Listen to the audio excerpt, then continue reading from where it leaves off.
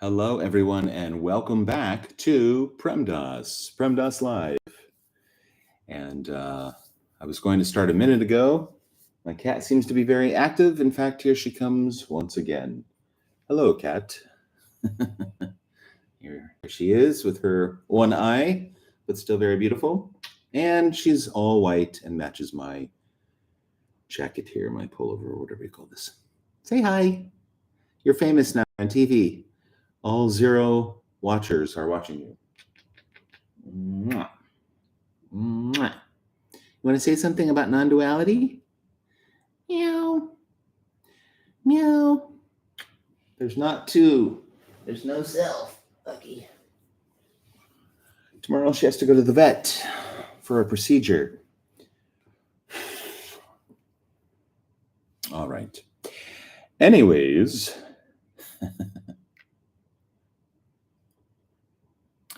So, this is a message about this, from this, to this. All there is this. What is this? No one could ever know. Because already there isn't a self, already there isn't separation, there isn't a something that knows something else. So there's no knowing is part of the message of non-duality. No subject, no object. There's not this and then someone or something that is aware of this. It may appear that way, and that appearance is the illusion. I am, I for illusion. That is the message, basically. There aren't two things. There's not even one thing. All there is wholeness, aliveness. All there is what is and what is not. So, why make a video? Well, again, the message is that there's no chooser and there's no choice. No one is making this video. No one is speaking. Nothing is happening. This is an appearance for no one. There's no reason, no meaning, no purpose. There's no why. It's just appearing to happen for whatever reason. But there isn't a reason, but that's what we usually say, right? For whatever reason, this is what's happening. Anyways, the question is there karma? And this is being spoken about apparently in terms of cause and effect, because there was a discussion with a friend a couple weeks ago, I guess, maybe, about karma. Is it real? How does it work? And anyway, so there's just sort of a, oh, here she comes again. What is the karma? Why is the cat returning? Hi. Anyways, yeah, let's talk about these different words, because actually as a teacher, I'm a technical English teacher, we're always talking about, in the oil and gas industry, cause and effect, especially when it has to do with HSE, health and safety and environment. You want to say hi? You're coming back, huh? Do you feel ignored? Do you need love? Hi. Would you like to sit here and hear me ramble on about nothing?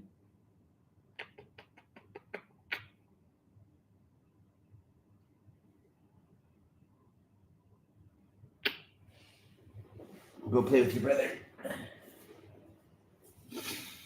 Anyways, now, anytime we talk about, so two things are happening here, although that's not very non-dual, is it? But there's this. We could talk about things in terms of two-ness, oneness, and zero, right? Non-duality is all about zero, that this is nothing. This is no thing appearing as everything, appearing as this. That's the zero-ness of it. It's absolutely nothing. There's no self in any of it. There's no thing in any of it. That's zero. Oneness is I am one with everything. I feel connected to everything. I might even feel a heightened sense of self or an expanded sense of self. And, this is all divine energy and all the 10,000 things as the Chinese Buddhists used to say. They're all connected, interconnected. They all come from the same source. So it's a less dualistic story or a paradigm, but it's still dualistic. It's a nicer one. It usually includes more love and connection and deeper relationship and whatnot, but it's still dualistic.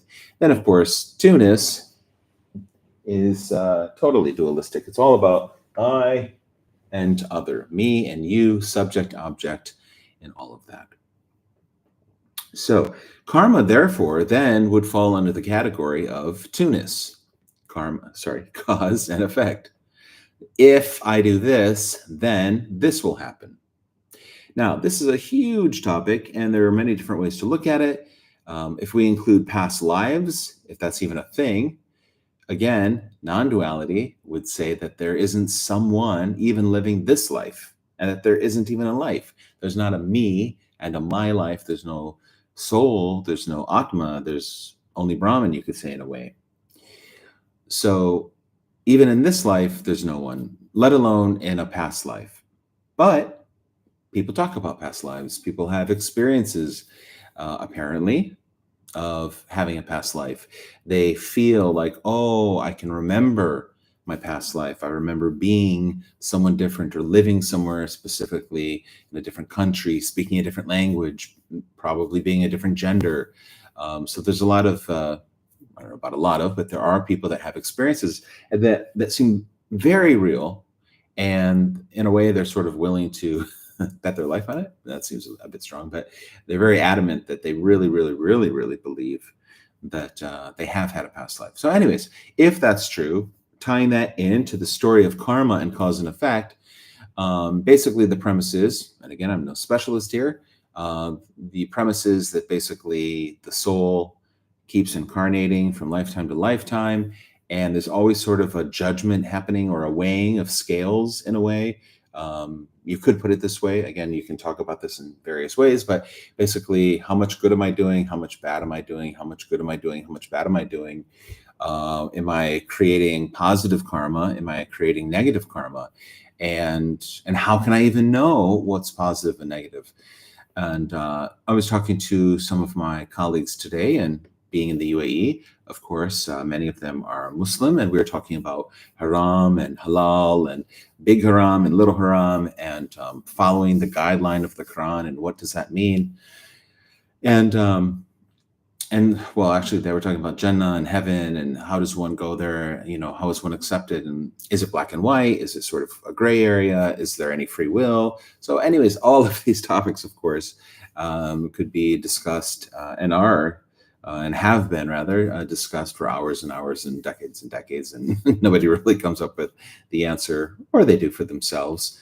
Something resonates for them. This feels true to me. And so people then they say, I'm going to live according to how I feel about this, or how I think about it, or how I see it, how I'm perceiving it, how it's sort of living within me, because it feels like a lived reality. And it is to a great extent.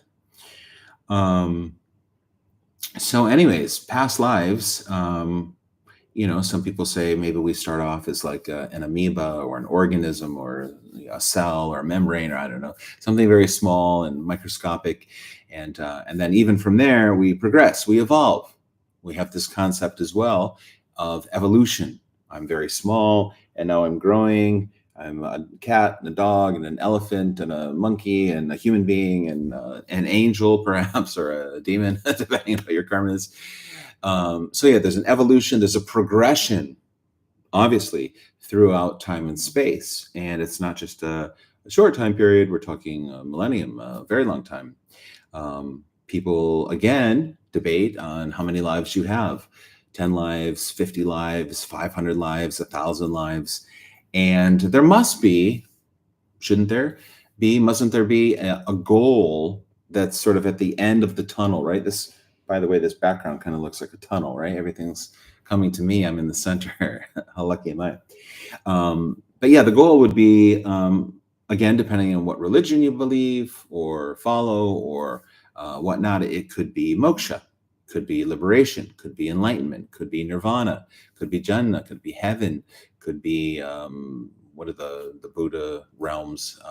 Anyways, Buddha realms and things like that. So basically, higher and higher and higher and higher. How can I get higher and higher? How can I evolve and progress and become more like God, more like the divine, or embody more divine principles or idealistic principles, whatever I feel or believe are meant to be in terms of like higher principles. So, yeah.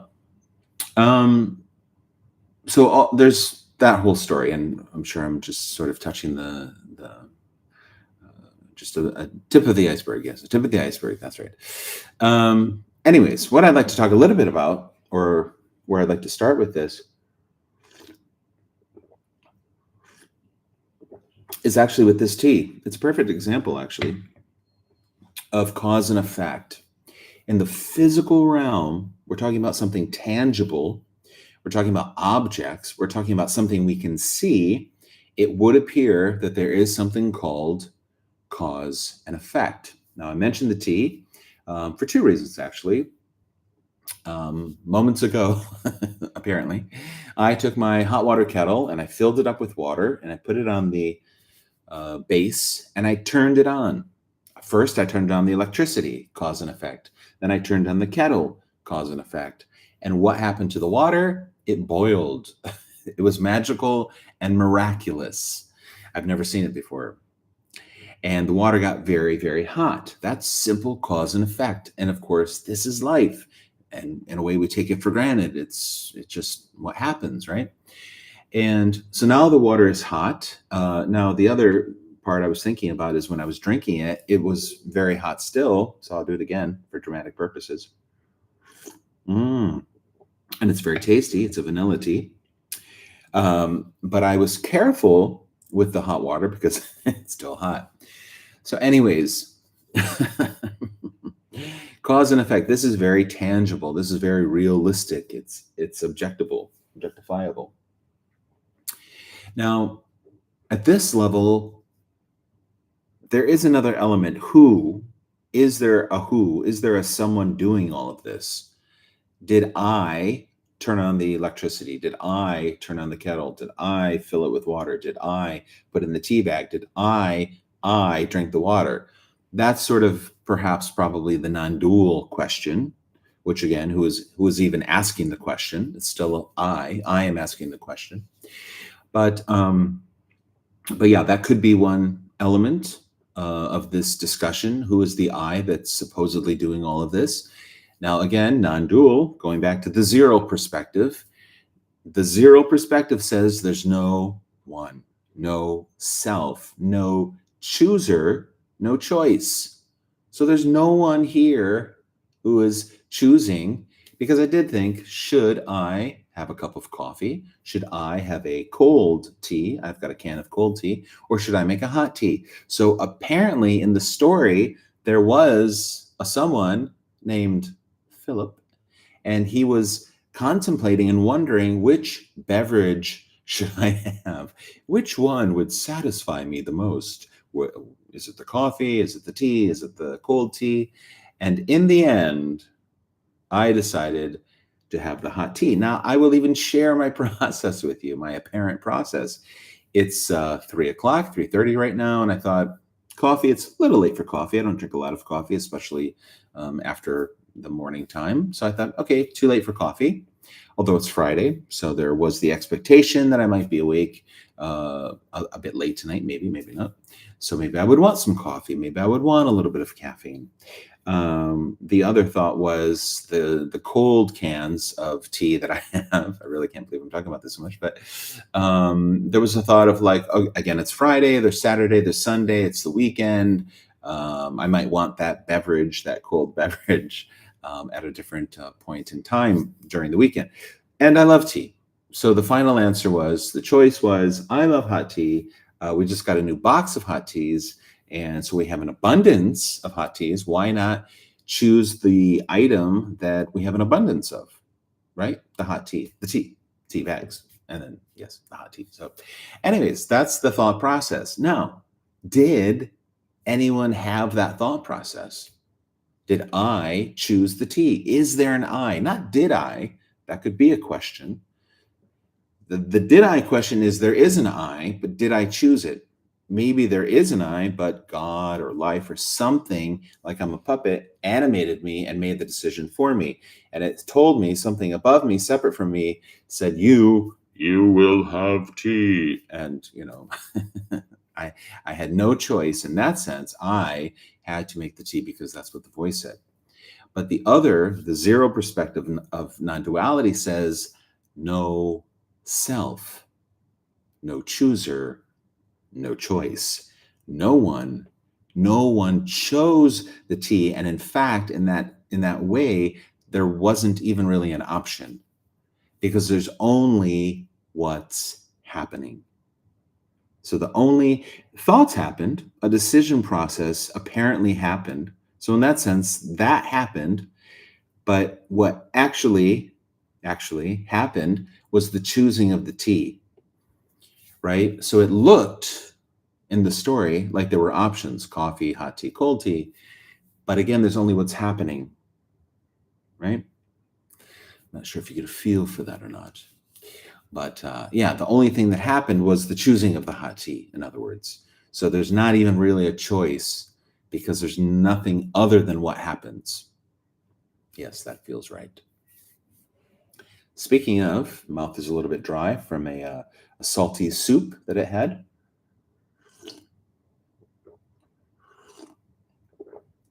It is very good.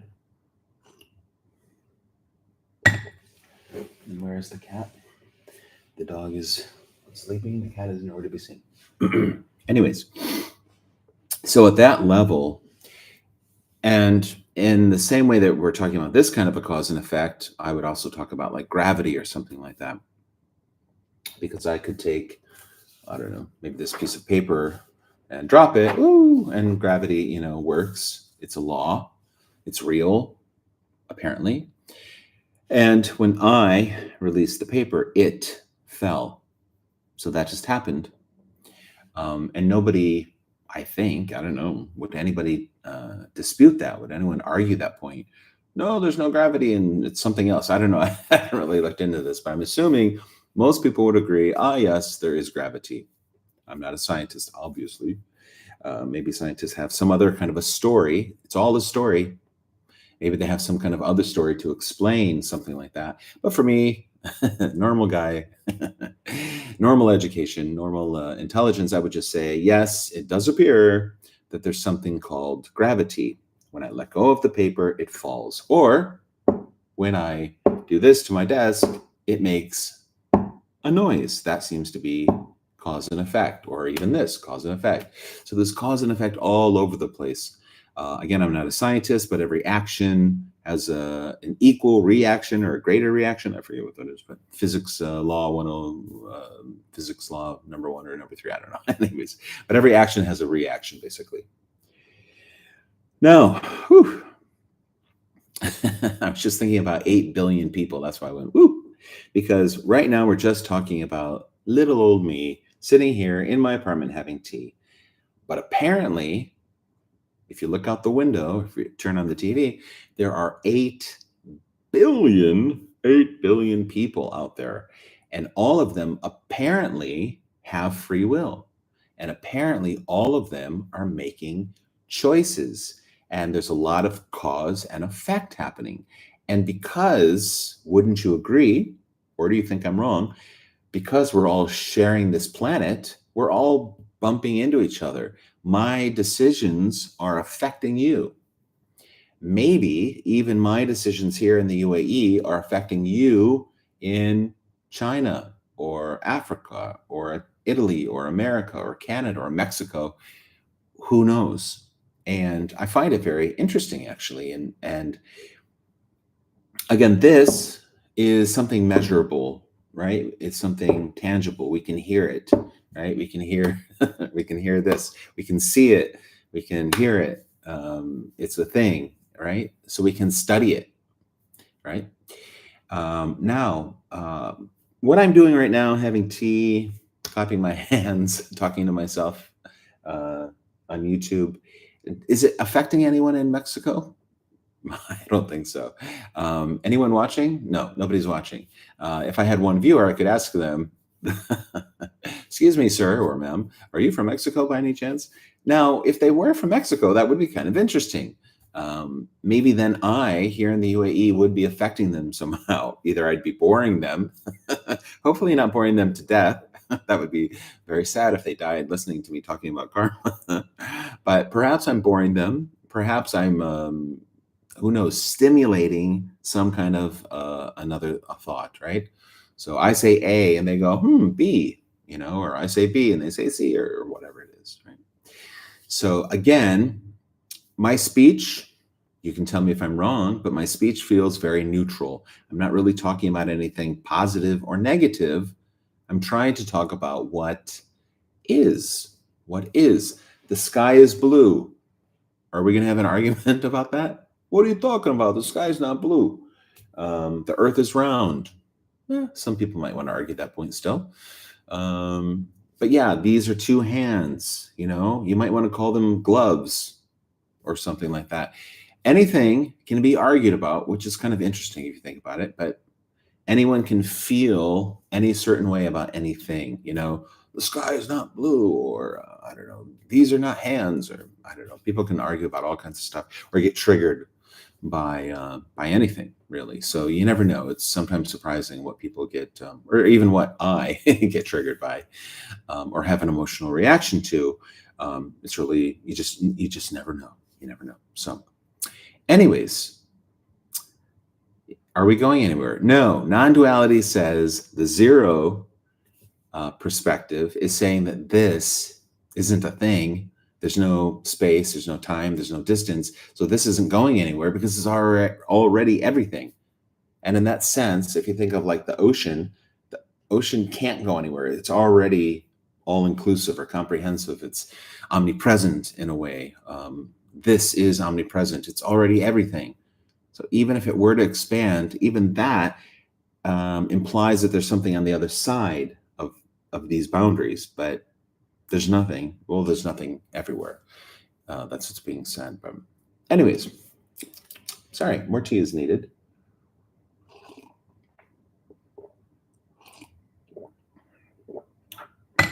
Anyways, my friend and I were talking about this, and I mean, actually, I don't know. I'm not sure actually if I believe in karma 100%. Okay, so here's the other factor. Right now, we're talking about, again, very neutral things, and I'm doing that on purpose so that so that the topic itself is not too charged, right? So whether or not I make tea or not, or clap my hands or move my cat around or something, I'm pretty sure I'm not affecting anyone negatively. No, it could be said that instead of making this video, why am I not, writing letters to my congressman about what's happening in Palestine or Ukraine or something like that? Or why am I not, spending my free time trying to help somebody learn English? Or, why am I not helping people right now? Why am I not serving people, in that sense? Why am I just babbling on about nothing, literally, on YouTube? Am I wasting my time? Some people would say that maybe that's negative. I'm creating negative karma right now because I'm not being productive. Some people are very attached to being productive. I must always be doing something. It's all about doing. Do. What should do? I should do. What can I do? What can I do? And there's something admirable about that. There are saintly people, generous people. Amma comes to mind, the hugging saint. There are many, I don't know many, but there are definitely people who are still out there, who are fighting the good fight, who are trying to help out, who are, a lot of them probably unknown for sure, working at soup kitchens or homeless shelters or nonprofit organizations. And they're trying to do what they can to help, to serve. They're trying to reduce suffering. And that's beautiful. And that touches my heart just talking about it. Again, we could ask, is there anyone there doing that, or is it just appearing to happen? But that's perhaps digressing and getting off topic. So, again, this is pretty neutral, let's say, and not much is really happening. But what if I were to, and to be honest, sometimes I don't even like talking about negative things. I can, of course, but sometimes I feel like, I don't even want to go there. But let's say, I don't know, I was using my computer right now to hack somebody else's bank account or something and take their money. Obviously, that's negative karma. Thou shalt not steal, right? So in that sense, the question is for me, my question is, if I were to steal money, how quickly would the karma come back to me? And what would it look like? Would it be an eye for an eye? Would it be exact? If I steal someone's money, will then someone later steal my money? Or will it be just something else that's an equivalent in the terms of either the value of something? Maybe nobody steals my money, they steal my car. So it's not cash, but it's an asset. Um, or or maybe they just hack into my bank, or they, I don't know, move funds around, or what else could happen? I don't know. Or maybe my house, which has a lot of value, it burns down. So I steal money. Let's say I steal $1 million. I buy a new house with $1 million, and then the house burns down, right? And that's my karma. See, that's your negative karma. You did something wrong. There's judgment there. You did something wrong. You stole a house. You shouldn't have done it. And as a result, now your house has been burned down. Now, does it work that way? I really mean that. What are people's experience? Now, it could be positive as well. Let's say I help people out. Let's say I have $1 million and I go and I distribute it to people that I feel are in need, homeless people, poor people, hungry people. And I say, here, I want to help you. I want to help you. And I think intention is important. My intentions are pure. Because that's the other thing. What if what if I'm a celebrity or a politician and I'm just trying to get somebody to take my picture or put me on the news? Like, oh, hi, look at me. I'm such a good guy. Look at me. I'm giving all this free money away to people. I'm doing all this stuff. But really, it's coming from a very egoic, self-conscious place, basically, that just wants me to look good. I'm not really even too concerned with the people I'm apparently helping out. So there's karma on every level in that sense. There's thought, and there's what are these words, and maybe even feeling. But again, feelings so like oof, and then there's actions, of course. Um, Jesus said, if you think about committing adultery, it's a sin. That is a lot of accountability and being responsible and being really mindful about, again, what am I thinking? What am I saying? And what am I doing? My thoughts, my words, and my actions are all three in alignment. Am I thinking one thing, saying another, and doing yet another? Are all three in alignment, and are they directed towards something good, directed towards God, directed towards, again, an ideal, a principle, something, let's say, loftier than what is? Because if you look at what is, it's everything. So it's war, it's survival, it's desire, it's fear. Excuse me.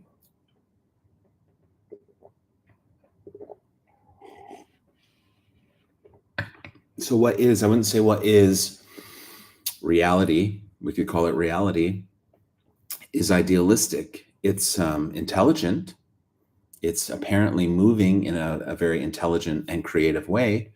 The fact that the body's always, 98.7 degrees Fahrenheit, or the fact that the Earth is the exact distance away from the sun that it needs to be in order to create this kind of environment. That to me is a certain intelligence, that there's an immune system that keeps the body healthy, or that if I get a paper cut or something, that immediately something starts happening in the body to heal that cut. So there's so much intelligence.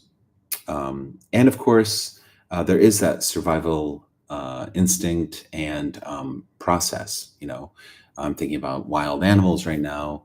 And yes, when we see these videos of lions or tigers or whatever, like jumping on gazelle and deer and eating them and stuff, we're like, oh, nature's so horrible. But, come on, we do it too. Majority, I would say, of people on the planet are meat eaters. We may not be killing the animals ourselves firsthand directly, but we are buying the product and we are eating the meat, So survival is what survival is, right? This body, your body, it wants to stay alive. It's going to do what it needs to do in order to stay alive. It could be vegetarian. Again, we could go into a whole topic discussion about that. Is there a choice? Can you choose to be a vegetarian? What if you really don't want to be, but maybe you have an idea or a belief or a shame? Here's the feeling aspect of that decision making process. Oh, I feel ashamed that I'm eating meat. I feel guilty, so therefore I won't. Which, okay, it's not the best reason to make a decision, but it does happen for sure. And there are people that are happy to make you feel bad about certain decisions, whether that's a minister or a preacher or a very adamant animal rights advocate or something like that. Again, not right or wrong, but just to say there are people who will show you films about the meat industry and show you like, look, you're doing this, you're killing, you're slaughtering these animals, and it's horrible, and it is horrible. Maybe we should all be watching these. It would wake us up in a way to the reality of what is, again, what's happening. But so, anyways, we have what is, whatever is happening. And then also, which is also what is an ideal. Here's reality, but couldn't this reality be a little bit better or a lot better? Here I am. This is my reality. This is me. Couldn't I be better? Couldn't I? Could I be better looking? No, I don't know. Could I lose weight? Could I shave my goatee? Could I get plastic surgery? Could I don't know, take hormones or something like that? What could I do to become better? Now, better, what does that mean? Could I do things to become healthier? For sure, there are things that you could do in order to become healthier. I could exercise more, basically diet and exercise. I could exercise more. I could eat better. This, that, and the other. So all of this is a lot about nothing, right? But it's a cause and effect, choices, actions, and repercussions, consequences. It's interesting, I think, to me that this topic comes up a lot as a teacher because I have students, and some students, again, going back to, is there anyone actually doing this? You have some students who are very motivated, who really have a true and authentic desire to learn, to do well, to study, and that's great. However, it's the full spectrum, right? You have other students who don't care as much. They don't care if they fail or do poorly. Well, they say they don't care.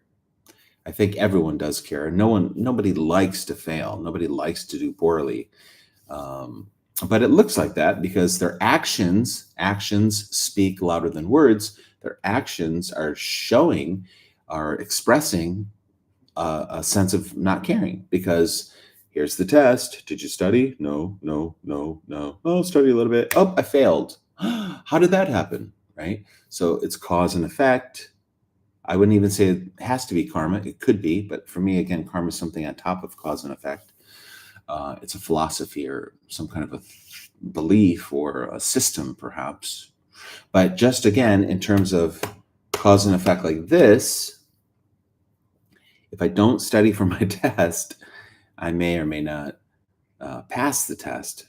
If I'm sitting in the classroom every day and I'm listening, even to some degree, maybe I pick up a few things. So maybe I do decently on the test. Or if I really listen well, it's possible I could pass the test just based on the listening I'm doing every day in class.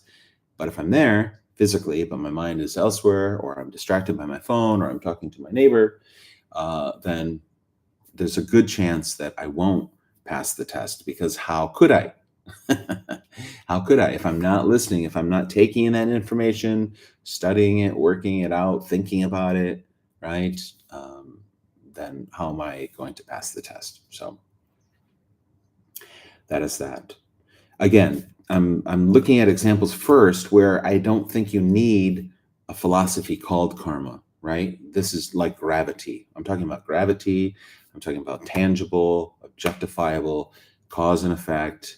If I heat the water, it becomes hot. If I don't study, I fail my test. These kind of things. These are so real. They are what is, that I don't think anyone would argue the point. Some people might say, oh, all I have to do is pray. And if I pray, God will come down, give me the answers, and I will pass. That could happen. Why not? Who's to say? We don't know. Anything is possible when it comes to God, and that kind of greater reality. But again, physically, we never see God do that. We might feel inspired. We might feel like we're getting a download, like in the movie The Matrix, right? So all of a sudden, we're taking our test. We didn't study, and we take a moment. We just say, God, please help me. And then all of a sudden, da-da-da, right? All of a sudden, you feel you just somehow it's C, number 2, B, number 3, it's A. I just know it. I just know it. How do you explain that, right? But it happens for sure. It has happened throughout your life that at one point or another you have just felt like you've known the answer, or maybe you were lost and you just felt go left, right? So that is also what is. Everything is what is. There's nothing that's not what is. But in the story, we could talk about receiving knowledge or information from God or from the universe or from our higher self or from our heart, our intuition, from whatever. But it's a dualistic relationship that I am here and all of a sudden I'm receiving information from something, from somewhere, basically, and it's helping me to pass the test or to help me from being lost or something like that. So now, this is another one moment here. I'm actually asking myself this right now because my friend and I, we were having this discussion, and I was saying more that if you have karma, there has to be embedded within that belief system of karma, judgment. And she was saying no, and I could feel that she was right. I was getting what she was saying, and yet I kept coming back to there has to be a bit of judgment in there, because what's an example? Yes, stealing, murder, cheating, I don't know. Something happens, and it's sort of like the universe. This is what I said to her. I said, it's like the universe says, oh, you did this bad thing. We're going to take your face now, and we're going to push you into it so that you can experience it as well. Now, that's very an emotional image or dramatic image. Maybe it's not like that. Maybe in a way, is it possible that the universe is just saying, but still, I can't escape this notion of judgment. There's still a judgment that what you've done is bad, right? Or maybe not. Maybe it's some other way that is just like whatever you do, it comes back to you in equal measure. So negative, positive, again, these are words that we project onto actions. But but it'd be very interesting if you could actually perceive the reality basically as God does, or as this karmic system does, because I mean, it's just so automatic that we judge things, right? Oh, I will help you with your homework. I'm doing something good. I'm going to steal your wallet. I'm doing something bad. It's so ingrained. It's very hard to separate the judgment of the action from the action itself, especially if you're saying there's something karmic that is about cause and effect. Again, I'm thinking it can be possible, but it's very, like, I'm thinking you steal someone's purse and then someone steals your purse. So in that sense, it's like a mirroring or something like that, or it's just whatever you do, it comes back to you. And maybe it is we, or the mind, we judge it as good or bad, but maybe the universe really doesn't see it that way. It's just like a boomerang or something, it just comes back, and it's not about a judgment. So it could be anything. Okay, I'm starting to feel that a little bit more now. So I help you out, and then I am helped, but there's not a judgment about that. It's not even judged. It's not judged. I helped you, and that's good. It's just the action without the judgment. I helped you, so now I am helped, but there's no judgment. I stole your wallet. No judgment. Now I'm going to steal your wallet, so there's no judgment. Okay, so I can see that now. It's just pure actions. again, it's literally, though, what you do is coming back to you and it's being mirrored in a sense. But I think I can sense that now, this sort of pure action. But I think if you were to talk about other people about karma, they would attach that judgment. I think my friend was not, but in a way she was. But because morality, I think all religions basically talk about morality to some extent. And karma, I think they talk about morality as well. And if you talk about morality, you're talking about how you should be. You should be good. You shouldn't be bad. You should do this. You shouldn't do that. Right. So it's dualistic, or it's there's opposition. There's polarity or whatnot. So you should do all of these things, these 10, but you shouldn't do these things. And that's the challenge. That's the opportunity for growth. That's the dilemma. That's the reality. In a way, it's like what Nisargadatta said, and kind of what this picture looks like, the background, that life is a river that flows between the banks of pain and pleasure. And it's always going to be that way. And in a way, is this right? Even if there's a self or no self, the nature of this is still pleasure and pain.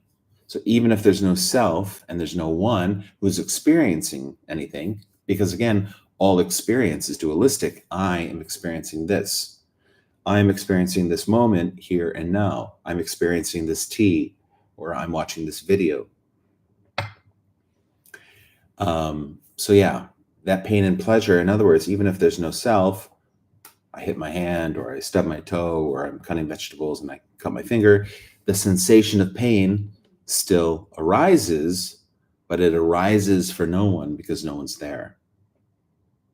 Yeah.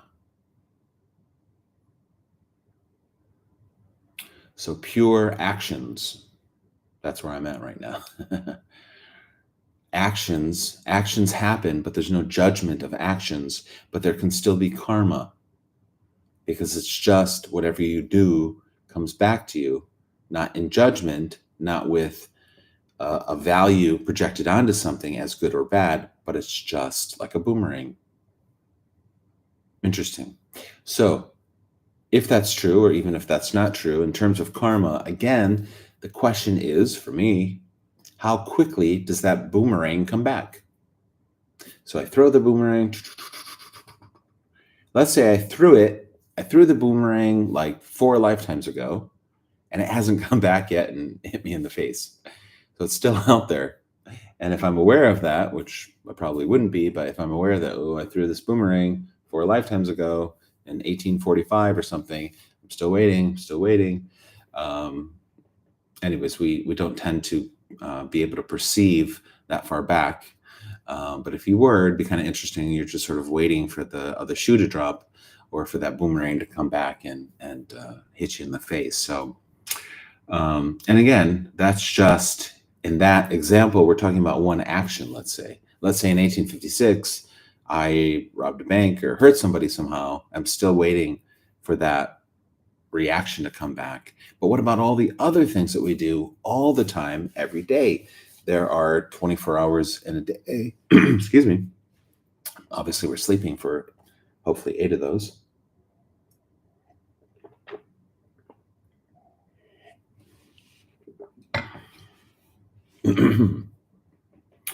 But in other words, again, if we're looking not just at actions either, but again, if we're going back to thoughts, how many thoughts are you having a day? And again, are you the originator of thoughts? Are you the one who is generating thoughts? Are you consciously thinking, think, like pew, pew, pew, pew, or good thoughts? Oh, God bless you. God bless you. Oh, God bless you. The brain creates 60,000 thoughts, I think, a day. Are you consciously sitting there creating 60,000 thoughts?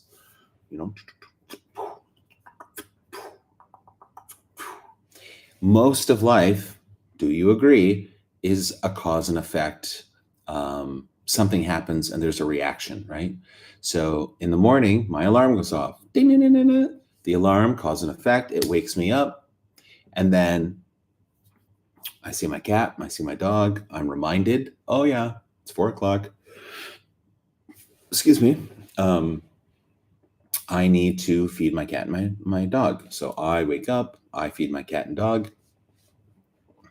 And then I know that I have a routine. I then know turn on the hot water, turn on the water heater for the shower later, and the coffee is created, and make my coffee, do my yoga, do my chanting, have the hot water and the almonds with my partner, take a shower, get ready, and I know the bus is coming at 6:25. So, and then basically from the moment I get up, though, it's just me reacting to a schedule. There's a schedule. I didn't really create it. Some of it I did. The rest of it is my work, right? Where I work, my academy, they have told me this is when you have to be at work. This is what you have to do. This is when you have to be on the bus, when you have to leave, when you have to punch in, when you have to punch out. These are your breaks. These are not your breaks. These are class periods, So my schedule, my day is dictated to me by my company that I work at. Now, when I have free time, when I punch out at 3 o'clock, then the rest of the time apparently is my own. But then, of course, I have my partner, my cat, my dog, and I know I have responsibilities to them and I want to be with them. So there's that as well. So how much free time do I really have? Right now, on Friday at 4 o'clock, I have free time. My cat and dog are sleeping. My partner's not here, so I can talk to myself on YouTube. I'm looking at the clock going, wow, 47 minutes about karma and cause and effect. Yeah, I feel pretty good about this. How do you? How do you feel? What else could be said about this? Again, let's recap. We're talking in the story about cause and effect, heating up tea water, clapping hands, reacting to a schedule at work. All of this is cause and effect, cause and effect. A lot of it is just reaction. There's not a lot of pure action. There is, but a lot of it is reacting. I don't feel good, I'll do this. I don't have any free time, so I can't do that. But now I have free time. It's all about desires and fears. Desires and fears. I want pleasure. I don't want pain. I want this to happen. I don't want that to happen. Attraction, repulsion, and and that's pretty much how we're being moved throughout the day. Again, this is a story for those of you pure non-dualists. Again, if we're talking about the zero perspective, there isn't karma. There's the appearance of karma. There's the appearance of cause and effect. And I'm really liking the distinction between cause and effect and karma, because karma feels a little bit loaded or multi-layered. And right now, I think it's very important to just look at the cause and effect that we can see. Because, is it not true that it's always about what's happening here and now? So even if you wanted to talk about karma in terms of morality or getting good points or bad points or something like that, it's all happening now. It's all this. So right now, am I doing something good or am I doing something bad? Am I creating good, positive karma, or am I creating negative karma? That's the question. Maybe that's the meditation, the contemplation that one should sort of carry within themselves throughout the day. And as we watch our thoughts and feelings and words and actions, am I doing good things? Am I doing bad things? And yeah, that's that. So I'm feeling the end of the video might be coming. Of course, obviously it's about an hour now. Let's look again, shall we, at the 0, 1, and 2 perspective. And interestingly enough, I don't really care too much about the 1 perspective anymore, because Well, I don't. Because usually, in a way, it's black and white. It's either I'm here, I feel like I'm here, I sense that I'm here, I sense a self. And because I do sense a self, that I, which is illusion or not, maybe it's not illusion to you, it feels very, very real. I feel real. But still, there's subject, object, me, you, I, other, this, and that. Right? So that is apparently what's happening in that dualistic story of two. In the zero story, this is nothing. This is empty. No self, no chooser, no choice, no free will, because there's no one who has or doesn't have free will.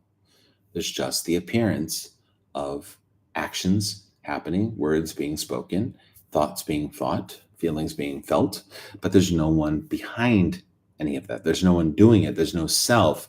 This is absence. This is absence of self. This is absorption, if you will.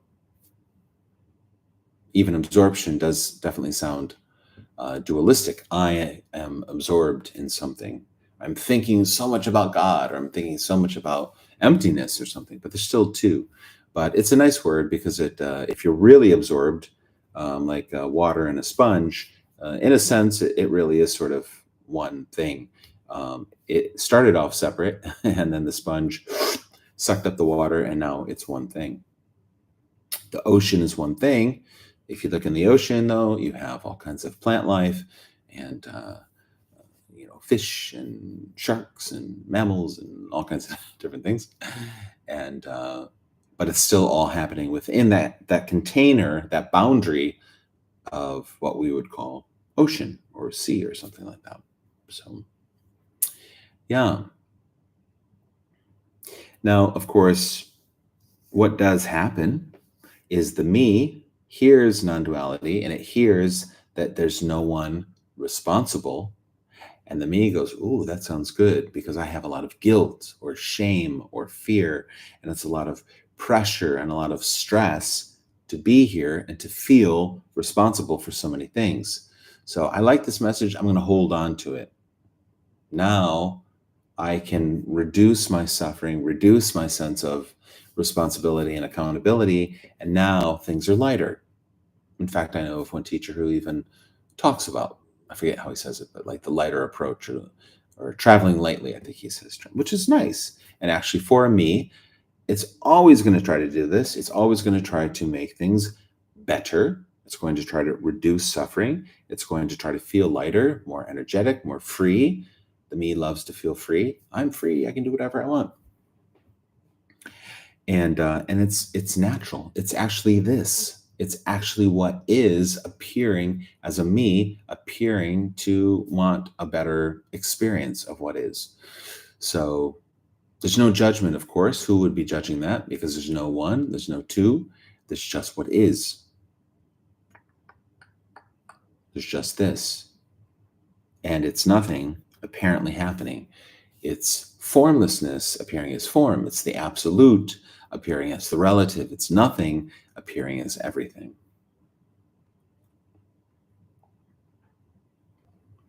It's silence sounding. It's stillness moving. It sounds paradoxical. It sounds like two, but it's not even one. It's no thing. No thing. Yeah, no thing. Again, if you feel like a person, if you feel like a me, then it comes automatically, more or less for each individual. But basically, there's a sense of here I am, and there's a looking at reality, and it says, how do I do this well? How do I live my life well? How do I end up in heaven and not hell? Or how do I end up happy and not sad or depressed? How do I live my life? How do I live my life? And as I was saying earlier today, when I was talking about speaking to my colleagues, they were saying that one was saying that the Quran is a guidebook. It's a guidebook on how to live your life. And obviously, people are very excited to receive something like a instruction booklet, a manual from God, so to speak, or a guidebook. literally about this is how you should eat and date and diet and work and all of these things. It answers all the questions. And then your job is to try to be that ideal. So again, there's reality, there's how you are, and then there's this ideal. Can I live the ideal? Can I be this better person? Can I do what the Quran in this case is telling me to do, or what the Bible is telling me to do, or the Bhagavad Gita is telling me to do? It's basically something outside of yourself that is suggesting, offering a way to be. Now, non-duality, if you really look at the pure non-duality, the zero perspective, there's no advice given. There's nothing on sale. There's nothing on offer because there's no duality. There's no one here or there or anywhere who can speak to someone else because there's no I and there's no other. There's no me. There's no you. There's no subject. There's no object. So it's impossible actually to give advice in that puritanical or pure. I'm starting to get tired of thinking. Yes, in that pure way. Now, you see, the thing about non-duality is it's the appearance of two. It looks like two hands. Ah! But anyways, so there's the appearance of talking to people all the time. I mean, we're always interacting with people and we're always helping each other and asking for advice. And can you help me? No, it's like a teacher, student, or police officer and criminal, or doctor and patient. I mean, the world is full of roles and characters and I and other and the appearance of story. Somebody asked a Buddhist master, why is there suffering in the world? And he said, to thicken the plot, right? Imagine, now I'm not saying it should be one way or the other, but imagine a reality where we all sat in perfect meditation, which sounds beautiful, actually. I would love that. But it might get boring. But maybe it wouldn't. Maybe it would be so fulfilling and so full of love and juiciness and presence, you could say, or emptiness. But in terms of like a TV show, what if your TV show is just watching this? Not like a really good National Geographic documentary where they don't just look at this, they go into it, they investigate, right? We love when people investigate something.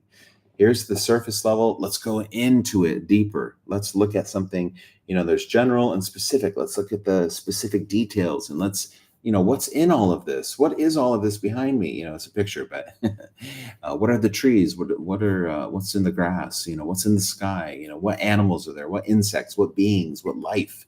We're always trying to find this radiating, vibrant life, something entertaining, something exciting, something,